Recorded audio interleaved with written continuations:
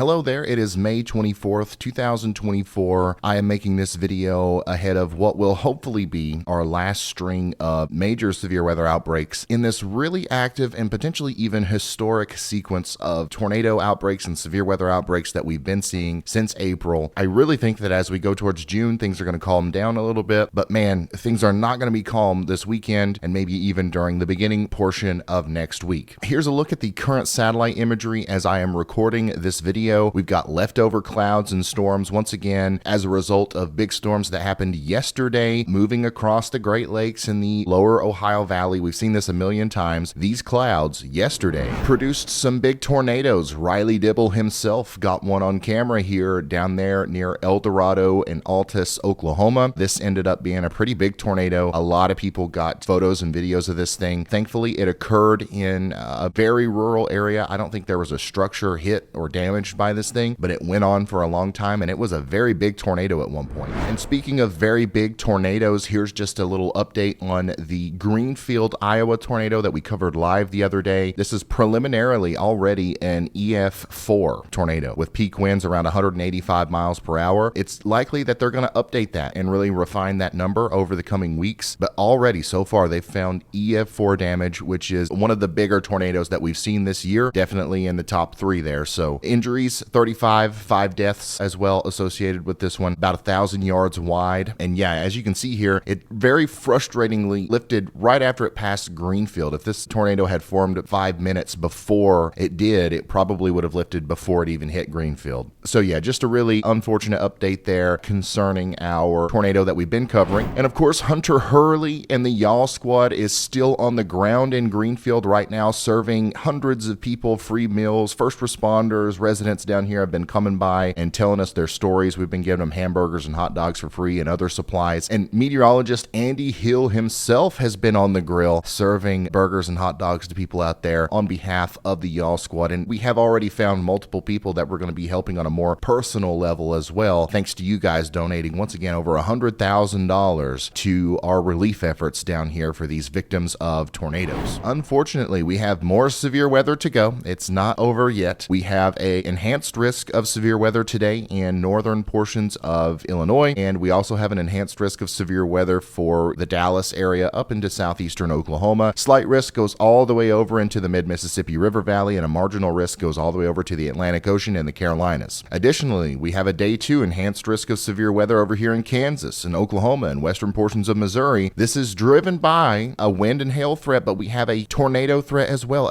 already a 10% hatched risk of tornadoes tomorrow here in Oklahoma and Kansas. It's very likely that we're going to be going live for this tomorrow on the Ryan Hall Y'all channel here, because I think this has the very real potential to be a tornado outbreak. Now, it's not going to cover a large area, but man, the parameters in place for tomorrow are absolutely off the wall. Let me show you what I'm talking about here on the simulated radar. A lot of what is going to be responsible for that enhanced risk of severe weather is going to be mostly over by the time this video goes up, especially up here in Illinois. You're seeing those storms this morning and the early afternoon hours while I'm recording and editing this video. But there will be more storms that pop up over here in Wisconsin, Iowa, and Illinois this afternoon and evening as well, around 5 or 6 p.m. Some more strong storms will roll through. Those will get to Chicago around 8 p.m. And that is actually going to lead into these other storms popping up down here in Texas and Oklahoma. And this is where that secondary enhanced risk comes in. Okay, so we're going to be watching these storms for the threat for large hail damaging winds, and of course an isolated tornado or two can't be ruled out, but the big time severe weather threat's going to be mostly over by the time we get into midnight and 1 a.m. We're going to have some lingering rumbles of thunder kind of just wandering around down there in Texas, moving into the Memphis area maybe around 3 a.m., but the severe weather threat's going to be mostly over by that point. So that's today. Now tomorrow, whenever the sun comes out tomorrow, we're going to see a rapidly destabilizing air mass occurring here in portions of Kansas, Texas, and Oklahoma. And I'm going to show you some more details on this in just a minute, but like the kind of atmosphere that's going to be in place here, because we're not going to have any cloud cover, we're going to have untapped tapped, like just a lot of fuel from the Gulf of Mexico coming up into the plains here. We've got a storm system carrying some cold air aloft with it, bringing that down into the plains as well. It's kind of like the perfect May severe weather system. And then boom, the HRRR does show supercells convecting in Oklahoma around 7 or 8 p.m. This, if it actually occurs this way, has the highest ceiling that we've seen for severe weather this year. Now, thankfully, these storms are not going to last a long time and they're not going to cover a very large area. It's very likely that the storms that we see pop up around Oklahoma City, they'll be gone by midnight. And of course, there will be some lingering severe weather problems associated with these storms up here in Nebraska, northern Kansas, and Iowa, but I think that's going to be mostly a hail and damaging wind threat. I am mostly concerned about this right here. If we actually see discrete supercells popping up like this in Oklahoma tomorrow, it's going to be wild. And why do I say that? Let me show you something called the significant tornado parameter, which is something we've been looking at a lot this year. Some forecasters don't like looking at it for whatever reason. It's a good tool. It's a composite tool. It looks at all of the stuff that you would normally look at on forecast soundings and the upper levels, the mid levels, and the lower levels of the atmosphere, and it puts it all together for you and really just paints a picture of how favorable the atmosphere is for tornadoes in a given area. Now, it's not always correct and it's not always the best tool to use, especially not by itself, but it's been really good this year to help us pinpoint where tornadoes might happen. Now, look at this. When those supercells pop up tomorrow around 7 or 8 p.m., once again, we're already going to have some unbelievable significant tornado parameter values in place. We're going to have convective available potential energy, a low-level jet stream, lots of wind shear in place, and it's all going to be kind of focused on where those supercells are supposed to pop up. Look at this number down here in the bottom right, 33.59. That's about as high as I've seen it all year. You usually see the significant tornado parameter on this website maxing out around 20 on a high-end day, but I want to take this even farther into the future here. Look at that, 51. Never in my life have I ever seen the significant tornado parameter value that high on the HRRR model. And it's not just the HRRR model that's shown this. The NAM shows it as well, and a few other models are showing a very high-end scenario for the favorability for tornadoes here. And that sustains itself, of course, all the way through the evening. And we're even going to have very high significant tornado parameter values up here with those storms that will be forming in Nebraska and Kansas. And, you know, they're going to have plenty of energy to work off of as well. So once again, if the data remains consistent here, this storm system tomorrow in Oklahoma will have the highest ceiling of any storm we've had this year. And we've had a lot of really bad storms this year. The only good thing that I can think of here associated with this is it does look like it's going to happen in a very small area. This won't be a widespread thing. And also, it's completely dependent on whether or not those supercells fire. If that doesn't happen, we're probably going to be fine. So we have to be paying attention to the weather tomorrow, especially if we live anywhere in Oklahoma. And guess what? It doesn't end there. All right, we're going to have more significant severe weather on Sunday, May 26th. This also looks very concerning to me, and we're going to dive into the forecast on this day right here in a minute. But first, I want to remind you that if you're feeling a little thirsty and you're feeling a little dehydrated, we've got a great solution for that thanks to today's awesome sponsor. Liquid IV, the best way to stay hydrated. You guys already know how important it is to stay hydrated. That's why I'm thrilled to once again partner with Liquid IV, the hydration experts who are shaking things up with their brand new look. You've seen me chugging this stuff down on live streams. Drink some water, Ryan. Yeah, I've been chugging it. 2 Liquid IVs down the hatch. We're good to go. I'm going to go prepare a giant Liquid IV. I've got to go get myself yet another Liquid IV. It keeps me going for 12 hours straight in intense weather coverage. But even on normal days, it keeps me going with 2 kids, a household, businesses to manage, and storms to chase. It's easy for me to get in a situation where I become severely dehydrated, and this stuff snaps me out of that. Say goodbye to the old and hello to the bold. Liquid IV is giving their packaging a major refresh, and with 3 times more electrolytes than the leading sports drink, you know you're going to get superior hydration with every drink that you take. Plus, they've made it super easy to spot the benefits right on the front of the packaging. There's no more guesswork. Just grab, pour, and hydrate like never before. And guess what? For a limited time only, you're going to be able to get 25% off your order when you use my discount code. This discount code right here. Just use that when you click the link in the description. And once again, you're going to get 25% off. This is an amazing deal. You're going to be able to stay hydrated. You're not going to regret it. And let's get back into the video. Okay, so Sunday, May 26, 2024, we've already got an enhanced risk of severe weather here in Springfield, Indianapolis, St. Louis, Louisville. And there's already a hatched risk for significant severe weather in this area as well. I believe that this will be a wind-driven threat, but the tornado threat's also going to be pretty elevated as well. This will likely be another day that we go live. I think we're going to be live on this channel tomorrow and Sunday as a result of this significant severe weather outbreak. This one, I think, will be a little bit more widespread. We're definitely going to have a lot more people impacted here by the severe weather on Sunday, but I'm hoping that the tornado threat isn't as crazy as it looks in Oklahoma on Saturday. Let's take a look at the European model and where it thinks lightning strikes will occur over the next little bit. This is a good way of kind of determining where storms will be as we go into the future. Once again, on Saturday, during the heating of the day, we're going to see our big storms capable of potentially producing a regional tornado outbreak occurring here anywhere between Oklahoma and Kansas. Maybe portions of northern Texas have to be concerned, and southern Nebraska as well. That is going to turn into more of a multi-cellular, a more like cluster-like system of storms that traverses over Missouri during the overnight and early morning hours on Sunday. These storms will be capable of producing large hail damaging winds and tornadoes, but I think the threat really starts to ramp up again during the heating of the day on Sunday as we see new convection forming back here around Springfield, around St. Louis. These storms are going to be capable of producing tornadoes. We're also going to have storms around Louisville and Cincinnati. This is going to be a day where we have multiple rounds of storms that start off as kind of multicellular or supercellular with the tornado threat, and then they quickly congeal into squall lines that mainly carry a damaging wind threat. So you can see that more linear mode here as we get into the 9 p.m. time frame, but don't rule out a couple of supercells popping up out in front of that linear mode, causing an even larger tornado problem mixed in with the damaging wind problem. So this is going to be a more traditional widespread severe weather outbreak that occurs from later in the day on Sunday all the way through the early morning hours on Monday. We could have a pretty large damaging wind event occurring by 4 a.m. Monday according to the Euro here. And then of course we do expect those storms to potentially re-spark and cause more severe weather later in the day on Monday, maybe over here in portions of the Delmarva area, southern New Jersey, all the way down into eastern Virginia and central and eastern North Carolina. This is a little bit too far out to really be talking about like in depth, but hey, the risk is there and we'll keep you updated. And once again, specifically talking about Sunday, this CSU machine learning model that we've been looking at a lot this year and has also been a huge help and quite accurate is continuing to paint a very high-end scenario for Illinois, Indiana, portions of Kentucky and Missouri as well on Sunday. So just another reason to be paying attention to this if you live over here and just going ahead and getting ready now for maybe another big severe weather outbreak. Don't be scared, be prepared. And once we get past this, once we get past Monday, I really do think from May 31st through the first week of June, I think we're going to have some really quiet weather. It's not going to be completely quiet. Obviously, it's spring. We're almost into summer. We're going to have isolated severe weather every day somewhere, but no more big time tornadoes and severe weather outbreaks for the first week of June because we are going to have this lobe of cold air kind of settling in here in the eastern portion of the U.S. and we're going to have this big ridge forming in the plains, which will keep a lot of severe weather from happening. Now, down here, there might be some interaction between some outflow boundaries and some cooler and warmer air that still leads to some isolated severe weather because we are going to have so much Gulf of Mexico moisture and Cape values are going to be off the charts every day down here. But I think that the vast majority of our huge damaging storms are not going to be as much of a worry once we get past May 31st. Now, as we go later into June, is that going to change again? Probably. I hope not, but I'm just trying to give some good news here as we look deeper into the future. And by the way, it's going to be hot in Florida, man. Record-breaking temperatures once again, and the oceans down there are heating up so much. Unfortunately, I think that we're going to be talking about hurricane season in a very similar way as we have been talking about tornado season. I've been trying to avoid it because it's hard to talk about this upcoming hurricane season without veering into hyperbole, and I don't want to do that, but it's not looking good. But let's focus on the short term. Let's be prepared for severe weather this weekend, and let's enjoy the little bit of a break that we may get for the first week of June, and then we'll talk about the rest later, okay? Thank you for watching. I'll see you in the next one. Goodbye. Ooh.